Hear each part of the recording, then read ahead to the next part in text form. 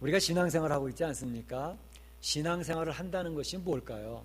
신앙생활을 한다는 것은 첫째로는 하나님의 말씀을 붙들고 산다는 것을 의미합니다. 두 번째로는 우리가 연약하기 때문에 하나님 앞에 기도하면서 기도의 능력을 덧입어서 하나님을 섬긴다고 하는 것을 신앙생활을 한다고 말할 수 있습니다. 특히 우리가 신앙생활 가운데 기도라고 하는 것은 영혼의 호흡이라고 그러지 않습니까? 그래서 이 신앙생활 하는데 기도를 통해서 우리가 영적인 호흡을 함으로써 영적인 건강을 지키게 되는데, 이 호흡을 멈추게 되면, 숨쉬기를 멈추게 되면 사람이 죽어가지 않습니까?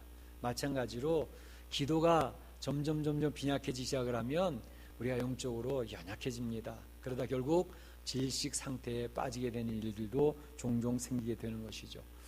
그럴 때가 되어지면 하나님께서는 성도들을 채찍질하셔서 하나님 말씀을 잘 들을 수 있도록 그렇게 이제 인도하시고, 특별히 기도할 수 있도록 하시기 위해서 성도들을 고난 가운데 쓱 밀어 넣으실 때가 있습니다. 그래서 그 고난 가운데 빠지게 되어지면 이제 하나님 앞에 나와서 엎드려 기도하고 간절히 부르짖게 됨으로써 다시 그 신앙이 회복되어지고 또 하나님의 살아계신 역사들이 경험되어지고 하는 그런 일들이 생기게 되는 축복이 있는 것이죠. 오늘 본문에 보게 되면 바로 이러한 고난 가운데 하나님 앞에 나와서 기도하는 사람을 볼 수가 있습니다.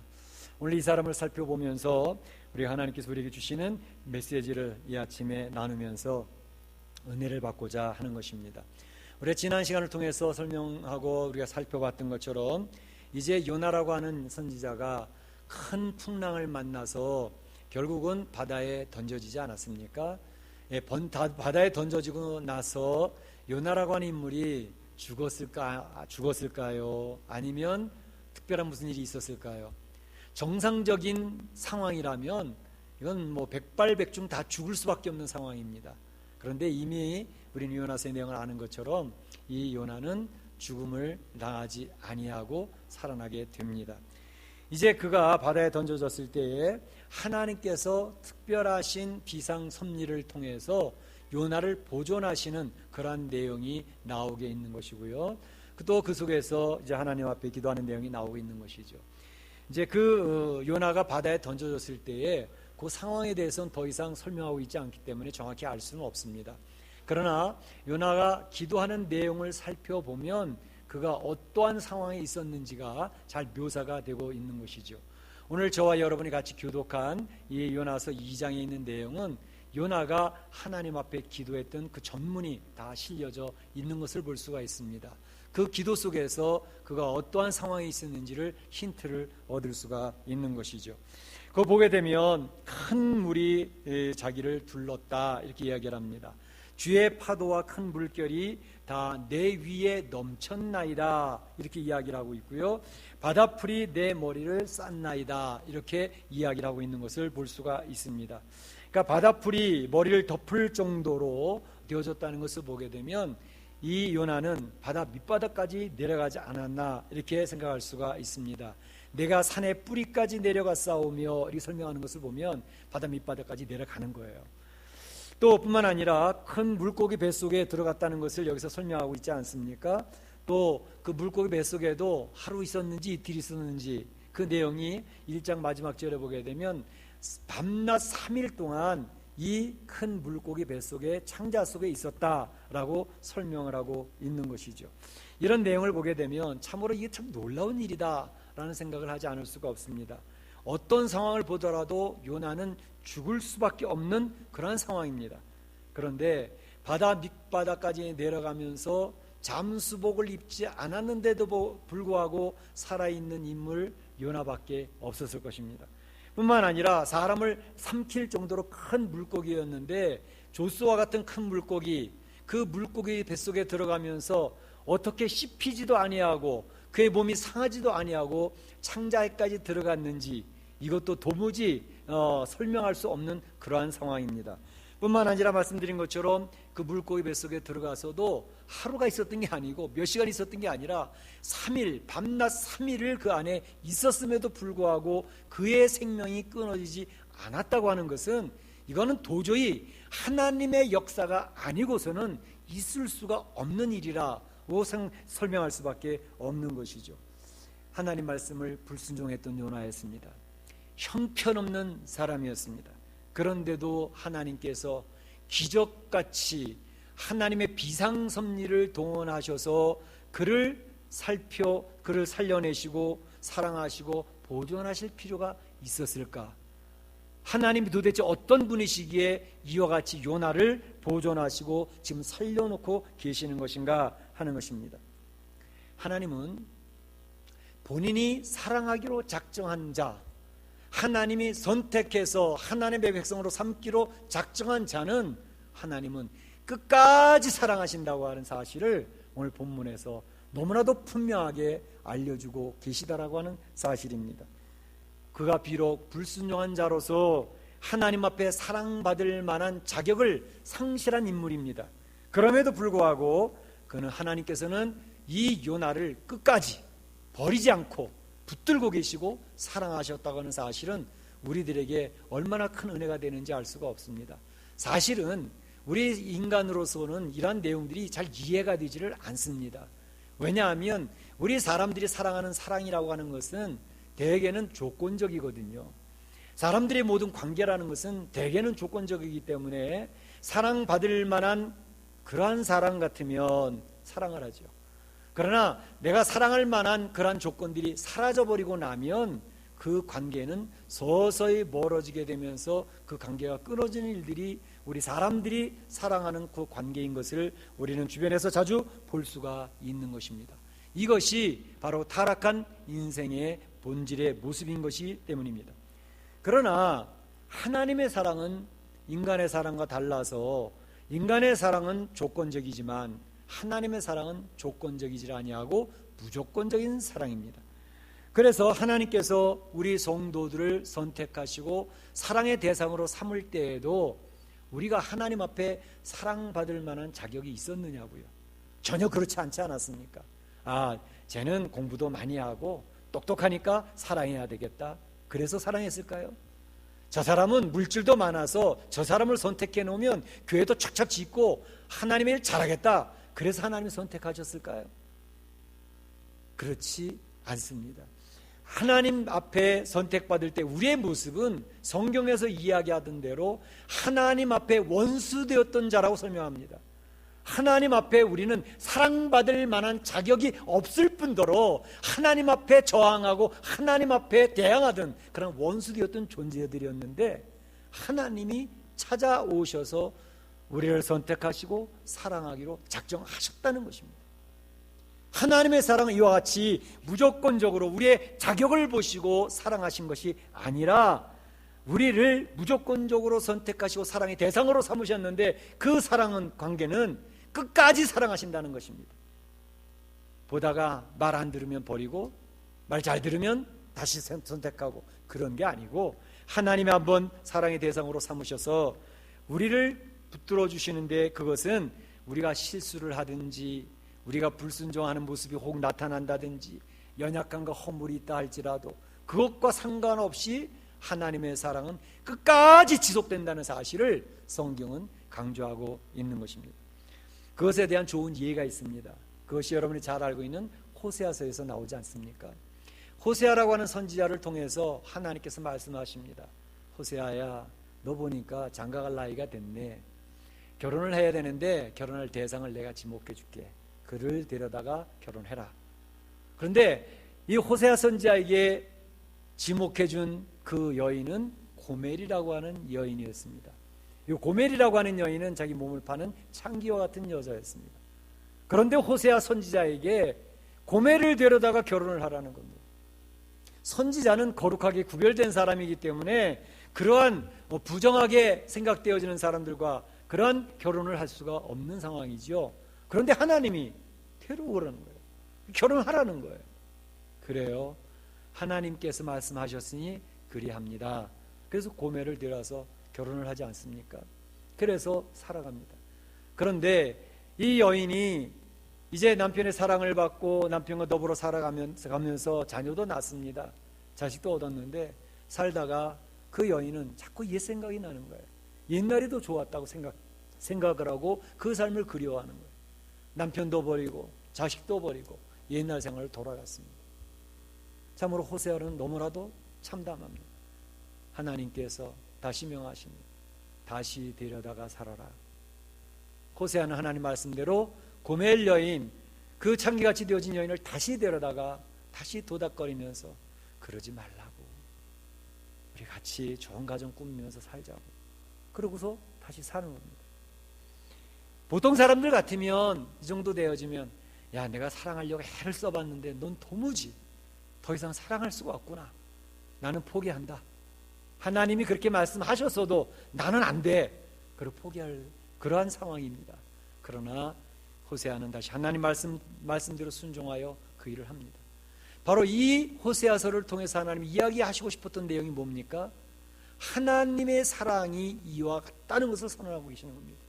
죄인 되어졌던 하나님의 백성을 사랑하시는데, 그 백성들을 애지중지 사랑하시는데, 그 성도들은 하나님의 품을 떠나서 옛날의 삶이 좋다라고 내 마음대로 사는 게 더 자유로웠다고 자꾸 떠나버리는 거죠.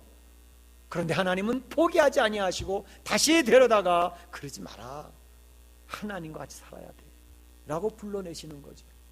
그 하나님의 사랑의 마음, 포기하시지 아니하시는 하나님의 사랑을 바로 그 사건을 통해서 이야기해 주셨던 것입니다. 하나님의 사랑은 그렇습니다.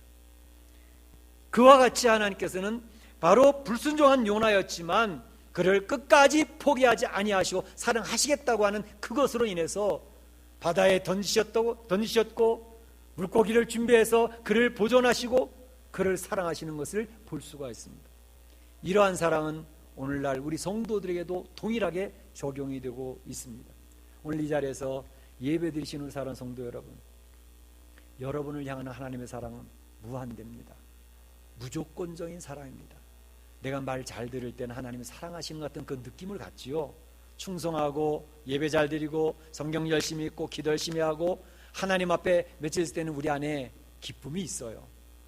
그런데 반대로 하나님 말씀 앞에 바로 서지 못하는 것 같이, 내가 하나님의 자녀답지 못하는 삶을 사는 것 같이 되어졌을 때 많은 성도들은 좌절합니다.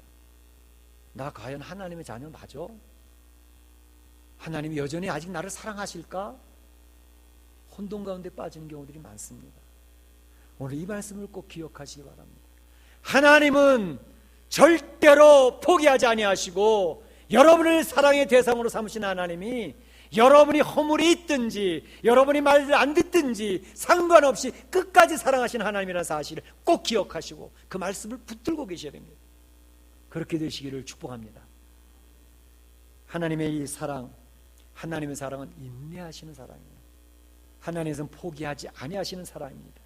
그렇기 때문에 요나가 지금 물고기 뱃속에 들어가 있는 것입니다. 물고기 뱃속에 들어가 있는 요나 어떻게 하고 있었을까요? 물고기 뱃속에 들어가 있는 요나는 그 속에서 참으로 악취가 나죠. 비린내 나죠. 도무지 숨쉬기가 불편한 그러한 자리, 막 질컥질컥합니다. 근데 그 자리에서, 그 창자 속에서, 답답함 속에서 그는 하나님 앞에 기도로 엎드리기 시작을 했습니다. 고난이, 그에게 당한 그 고난이 하나님 앞에 엎드리게 만들었다는 것입니다. 오늘 2장 2절의 말씀 보게 되면 요나가 얘기합니다. 내가 받는 고난으로 말미암아 여호와께 불러 아뢰었더니, 고난으로 말미암아 여호와께 불러 아뢰었더니, 그 고난이 요나를 기도하게 만들었던 것입니다.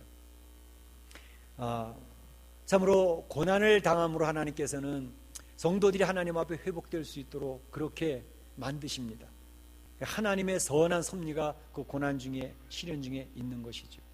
그 고난의 기회를 꼭 붙들고 하나님 앞에 나올 수 있는 기회를 절대로 놓치면 안 됩니다. 바로 여기 나와 있는 요나는 그 어려운 고난 속에서 하나님 앞에 부르짖습니다. 그 부르짖음은 얼마나 간절했는지 모릅니다. 그 부르짖음은 얼마나 진지했는지 모릅니다. 세리와 같이 하나님 앞에 눈물을 뿌려가며 간절히 부르짖는 기도였습니다. 바로 그 자리, 물고기 창자 속의 자리였지만 그 자리가 하나님과 1대1로 만나는 골방이었던 것입니다. 우리 골방 기도가 얼마나 중요한지 몰라요. 우리 사랑하는 성도들이 아직도 계속해서 골방을 유지하실 수 있기를 축복합니다. 잘 안 되죠. 힘든 거 압니다. 그러나 여러분이 있는 여러분의 집에 골방이 꼭 세워지기를 바라고, 여러분이 수고하는 그 직장이나 사업대에 골방에 의자가 있어지기를 원합니다. 하나님과 1대1로 독대하는 자리가 있어야 여러분의 영적인 건강이 유지될 수가 있습니다. 여러분의 신앙의 생사가 거기 골방에 달려있는 것을 꼭 기억하시기를 바랍니다. 그 자리에서 요나는 하나님 앞에 엎드려 기도하는데, 오늘 2장 이 전체가 요나의 기도지 않습니까? 기도의 내용이 많이 있지만 3가지만 정리해서 소개해드리고 싶습니다. 첫째는, 요나의 기도는 첫 번째 고백하는 것이 하나님은 살아서 역사하시는 하나님이라는 사실을 고백하고 있습니다. 하나님이 지금 이 자리에 창자 속에 들어와 있는 이 자리에 임재하고 계셔서 자기의 기도를 들으시는 분이라는 사실을 고백하고 기도하고 있는 것이 첫 번째였습니다. 그 다음에 두 번째로는 그 기도의 내용의 핵심적인 것은 바로 자기의 죄를 시인하고 고백하는 기도를 했었다고 하는 사실입니다.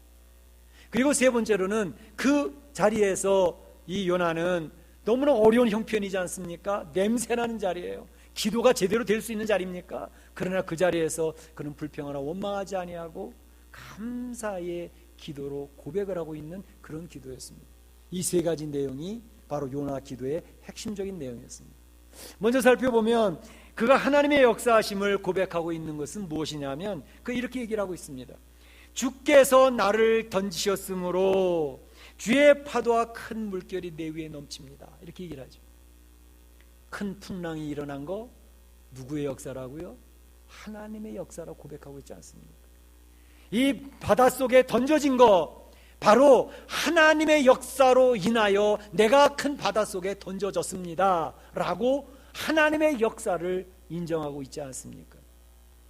뿐만 아니라 그가 하나님 앞에서 지금 이 파도가 일고 이런 바닷불이 자기 몸에 던져지고 이 뱃속에 들어오는 이 모든 것이 하나님의 역사로 말미암았다고 그것을 인정하고 있는 것입니다. 하나님의 임재를 고백을 합니다. 믿음이라고 하는 것은 히브리서 11장 6절에 이렇게 얘기를 합니다. 믿음이 없이는 하나님을 기쁘시게 못하나니 하나님께 나아가는 자는 반드시 그가 계신 것과 하나님의 역사하심과 하나님의 임재하심을 인정하고 나가는 것이 믿음이다 라고 이야기를 하는 것입니다. 얼마나 중요한지 몰라요. 여러분이 지금 여기서 예배를 드리는데 이 예배에 조 목사와 우리 성도들과만 있는 것이다? 그렇지 않다라는 것입니다. 이 자리에 우리 하나님은 보이시지 않습니다. 그러나 하나님이 이 자리에 임재하시겠습니까? 임재하시지 않겠습니까? 이 예배 중에 하나님이 임재하셔서 성령님께서 여러분의 마음을 지금 다스리고 계시고 하나님을 바라보게 하시고 주의 말씀을 경청하게 하시고 주의 마음을 느끼도록 하시는 하나님의 임재하심이 이 자리에 강하게 역사하고 있습니다. 설교는 조 목사가 하지만 이 설교의 말씀을 하나님께서 가지고 우리 성도들의 마음을 움직이시고 다스리시고 그 마음에 적용을 시키는 것은 성령님의 역사이기 때문에 하나님이 임재하셔서 일하시는 하나님의 사역들이 이루어지고 있는 것입니다.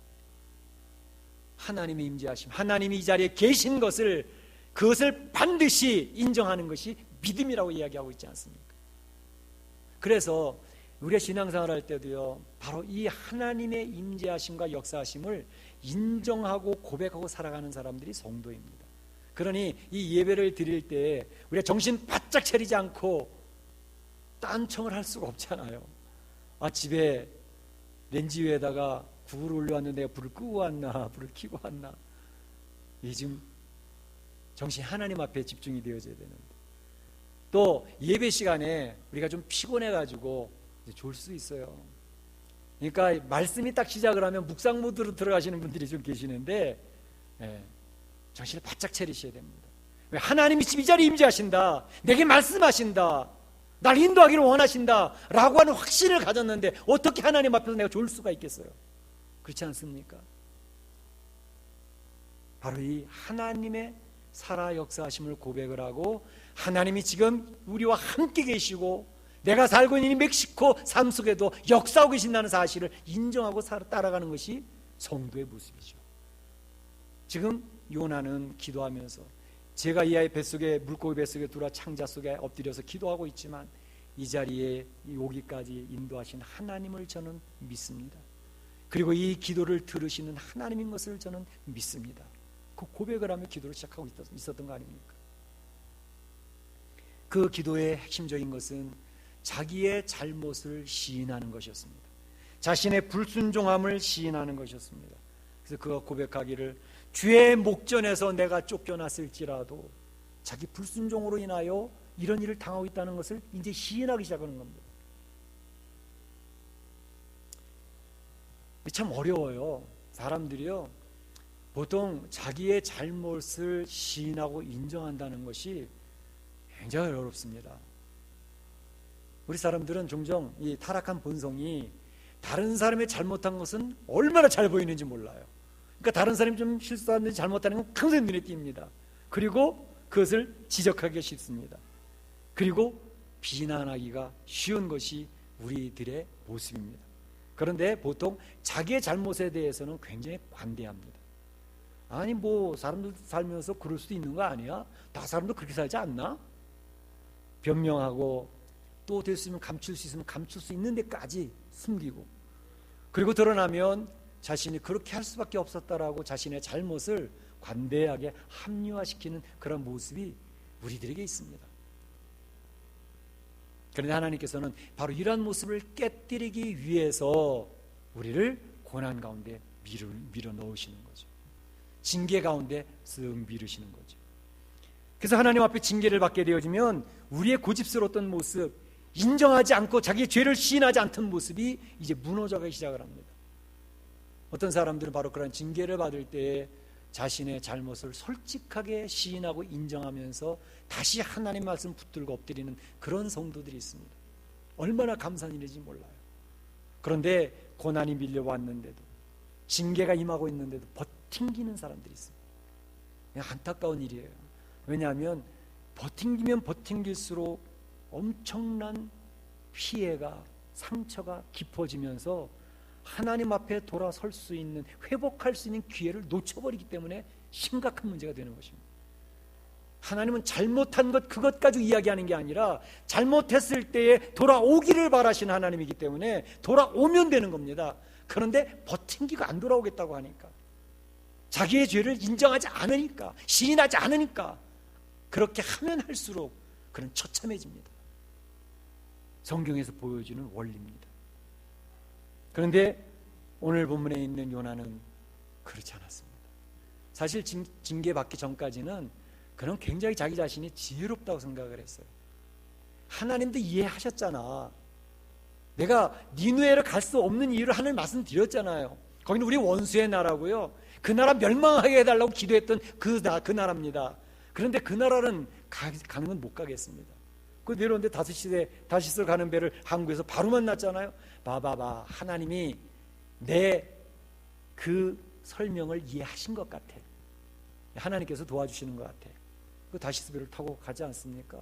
그럴 때 자기를 합리화시키면서 뭐 그러면 그렇지, 사랑이 많으신 하나님이 나를 잘 이해해 주시는 것 같아, 감사하다, 그리고 가고 있었어요. 그러나 그 길이 축복의 길이 아니지 않았습니까? 거기에서 그는 징계를 받으면서 드디어 자기의 잘못을 인정하고 시인하기 시작을 했던 것입니다. 나는 스스로 아무것도 할 수 없다. 나는 무기력한 존재입니다. 하나님이 하시는 대로 따라갈 수밖에 없는 존재입니다. 그러면서 그가 기도 중에 얘기하지 않습니까? 이제는 주의 성전만 바라보겠습니다. 이제는 하나님만 바라보겠습니다. 하나님이 하시라는 대로만 하겠습니다 라고 고백을 하는 신앙인으로 회복되고 있는 모습이 지금 요나의 기도에서 발견되고 있는 것입니다. 우리 세 번째로 우리 그 기도의 내용은 그의 기도가 감사의 기도였다는 사실이 우리들에게 얼마나 큰 도전이 되는지 모릅니다. 왜냐하면 그 기도하는 장소가 지금 힘든 장소예요.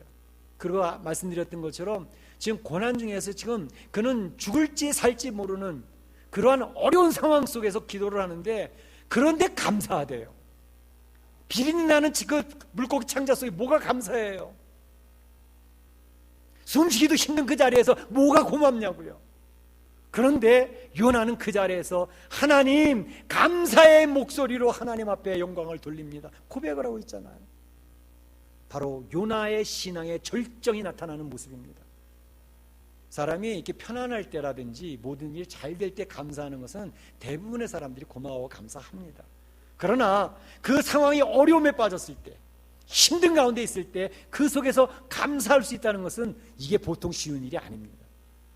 성도들이 어려운 가운데에서 고난받으면서 징계 상황이 있는데 그 속에서 감사를 고백할 수 있다라고 하는 것은 그가 영적으로 엄청나게 건강한 상태라는 사실을 이야기하고 있는 것입니다. 뿐만 아니라 우리 신앙생활하면서 왜 그냥 입에 붙은 대로 불평을 이야기하는 경우들이 있잖아요. 또 어떤 사람을 원망한다든지, 그리고 이야기하는 것마다 된다, 하나님의 말씀 때문에 된다, 그게 아니라 안 된다, 안 된다, 그러니까 망하는 거야. 맨날 안 된다고. 자녀들도 맨날 저주를 해요. 너 그러니까 안 돼, 너 망할 자식이야. 부정적인 얘기를 계속 고백하고 있으면 바로 깨달아야 될 것이 옐로우 라이트이 켜진 겁니다. 내 영적인 건강성이 별로 그렇게 좋지 않구나. 영적으로 지금 내가 병이 들어있든지 건강하지 못한 상태구나 하는 것을 알면 거의 틀림이 없습니다. 하나님을 바라보고 영적으로 건강한 사람은 감사를 고백합니다. 은혜를 고백합니다. 어려운 상황이고 징계받는 상황인데도 하나님의 사랑을 의지하고 하나님께서 회복시켜 주신다라고 하는 확신 속에서 긍정적인 이야기를 하는 겁니다. 영적으로 건강하니까. 바로 요나는 그와 같이 하고 있는 것을 볼 수가 있습니다. 요나가 그 현실 속에서, 그 어려운 상황 속에서 감사할 수 있었던 것은 바로 이 징계를 행하시는 분, 그분은 나를 사랑하시기 때문에 징계를 하고 계시는구나 라고 깨달았기 때문에 그 하나님 앞에 감사를 하고 있었던 것입니다. 만약에 풍랑이 일어나지 않아서 그가 탄 배가 다시스에 무사히 도착했다고 생각해 보세요. 다시스 상업도시 아닙니까? 거기서 장사를 해서 돈도 많이 벌었을지 모르겠어요. 취직을 해서 아주 연봉이 높은 그러한 사원이 됐을지도 모르겠어요. 그 세상에서 멋지게 잘 살고 있을지도 모르겠습니다. 그랬다면 그 요나라고 하는 인생은 하나님과 멀어진 인생이 되어지고 버려진 인생이 되어지고 그는 그 끝이 비참한 처참한 결과를 맞이할 수밖에 없었을 것입니다. 그러나 그가 하나님의 징계로 말미암아 그의 앞길을 막으시는데 사방팔방을 다 막아버리시는 거예요. 물고기 뱃속까지 들어오지 않았습니까? 그때 비로소 이 물고기 뱃속까지 들어와서 내 생명을 부지하게 하시는 하나님의 역사가 하나님의 사랑이었구나, 하나님의 돌보심이었고 하나님의 기적을 내가 지금 체험하고 있는 거구나 라는 것을 알았을 때 하나님 앞에 감사를 고백하고 있었다라고 하는 사실입니다. 히브리서 12장 11절에 보게 되면 그런 얘기를 하고 있습니다. 징계가 당시에는 즐거워 보이지 아니하고 슬퍼 보이나 후에는 그로 말미암아 연단받은 자들은 의와 평강의 열매를 맺느니라, 이렇게 되어 있습니다. 징계를 좋아할 사람이 어디 있어요? 고난의 자리에 있는 것을 기뻐할 사람이 몇이나 되겠습니까?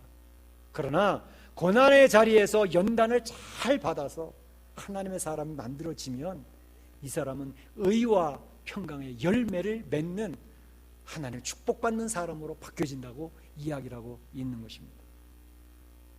우리 사랑하는 성도들 가운데 혹시 요즘의 상황에 굉장히 고난 가운데 있는 성도들이 있습니까?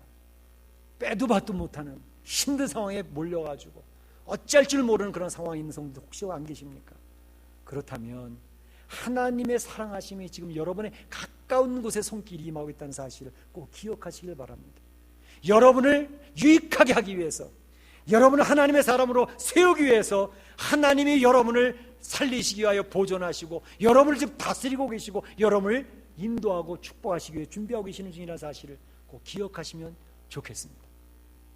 그 자리에서 여러분 낙심하고 포기하고 좌절하지 마시고 오늘 요나가 그 창자 속에서도 울부짖으며 간절하게 부르짖었던 것처럼 하나님 앞에 기도로 나가시길 바랍니다. 기도하는 사람이 되시기를 바랍니다. 그러면 그 기도가 하나님 앞에 상달되어져서 응답되어지는데 놀라운 상상도 못하는 하나님의 축복으로 이어지게 될 것입니다. 오늘 요나는 그렇게 고백을 하고 있습니다.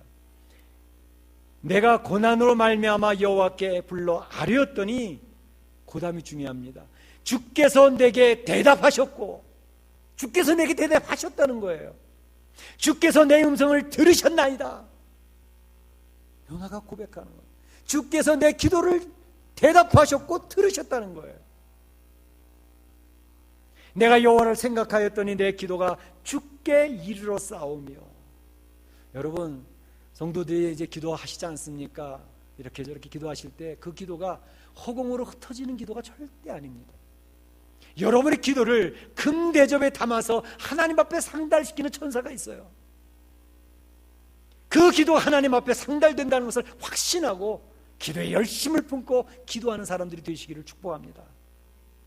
그 기도, 지금 이 시간 우리 중에 임재하신 그 하나님이 여러분의 기도를 듣고 계시다니까요. 마음의 소원을 하나님이 알고 계시다니까요. 기도의 분량이 차여지는 때에, 여러분의 기도의 분량이 차여지는 때 이미 응답을 가지고 계신 그 하나님이 응답하셔서 여러분을 축복하실 겁니다. 보세요. 요나가 이렇게 기도하고 기도하는 사람을 하나님 앞에 울부짖었더니 어떤 결과가 나왔습니까? 하나님이 역사하시는데, 물고기를 예배해서 요나를 삼키게 하셨던 하나님이 그 물고기에게 명령하십니다. 여호와께서 그 물고기에게 말씀하심에 명하심에 물고기가, 요나를 삼키고 있던 물고기가 요나를 토하여 육지에 내놓았다라고 얘기하고 있습니다. 할렐루야, 할렐루야. 하나님이요, 우리 사람들만 관여하시고 사람들만 다스리는 분이 아니십니다. 이 온 우주를 창조하신 하나님은 우주 만물, 자연 만물, 미물까지도 다 다스리고 계십니다. 물고기에게 이야기해가지고 물고기의 요나를 토하게 하신다니까요. 너무 멋지지 않으십니까? 베드로가 세 번째 부인할 때 닭이 그 타이밍을 맞춰서 꼬꼬댁하고 울어준다니까요. 어떻게 그 타이밍을 맞춥니까? 하나님의 역사입니다. 예수님이 말씀하신 대로 세 번 부인하자마자 바로 닭이 울지 않아요. 하나님은요, 여러분이 살고 있는 이 멕시코에 있는 사람과 사람과의 관계도 주장하고 계시지만 자연 만물도 주장하신다니까요. 여러분 직장의 일이나 사업터에서 일하는 이 모든 일이나 여러분의 가정에 있는 모든 일조차도 다 하나님의 손 안에 있습니다.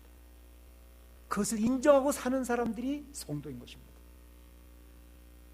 요나가 그 기도하는 사람이 되어서 뱃속에서 기도하고 나고 육지에 나왔습니다. 뭘 의미해요? 자기의 죄로 말미암아 죽었던 존재, 그가 하나님의 은혜로 육지에 다시, 세상에 다시 나오는 부활의 경험을 하게 되는 거 아니겠습니까? 예수님께서는 그 사건을 인용해서 말씀하시죠. 뭐라고요? 마태복음 13장 40절에 얘기하십니다. 요나가 밤낮 사흘을 큰 물고기 속에 있었던 것처럼 인자도, 인자는 예수님입니다. 예수님이 이야기하시는 겁니다. 인자도 밤낮 사흘을 땅 속에 있으리라. 예수님이 십자가에 죽어서 무덤 속에서 3일간 있게 될 것도 요나의 비유를 통해서 이야기하십니다. 그리고 다시 살아날 것도 그것을 통해서 이야기하십니다. 이것을 믿어야 된다. 예수님이 요나의 사건을 인용하셔서 사용하실 정도로 요나의 이 불순종했던 사건은 예수님의 귀한 시각적 자료가 되어지는 축복을 누리게 되어졌던 것입니다. 사랑하는 성도 여러분, 오늘 요나서를 우리가 살펴보면서 기억할 것들이 있습니다. 불순종한 요나, 징계를 받는 요나, 그럼에도 불구하고 하나님은 기적적인 역사로 끝까지 그를 보존하시는 하나님 되신다는 사실을 기억하세요. 여러분이 실수하고 하나님 말씀 마음에 안 드는 것 같아도 하나님이 여러분 버리시는 자리 있지 않습니다. 여러분 꼭 하나님의 말씀을 붙들고 인내하시기를 바랍니다. 그 어려운 고난 속에, 징계 속에 하나님이 몰아넣으심으로 하나님 앞에 돌아올 수 있는, 회복할 수 있는 기회를 제공하고 계십니다. 그때에 그 말씀 붙들고 하나님 앞에 엎드려 기도해야 됩니다. 기도하는데요, 하나님의 살아계심을 인정하셔야 됩니다. 하나님이 임재하셔 나의 삶에 함께 하심을 인정하셔야 됩니다.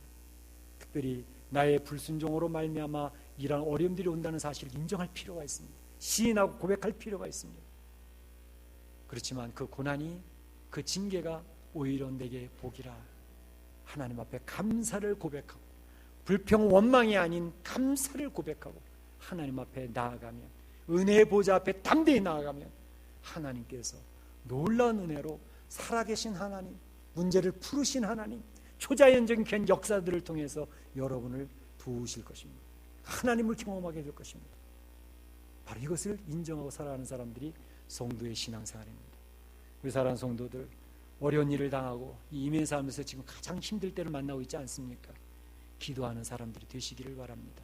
기도를 통해서 하나님의 한 역사를 체험하는 복된 성도들 되시기를 주의 이름으로 축복합니다. 축원합니다.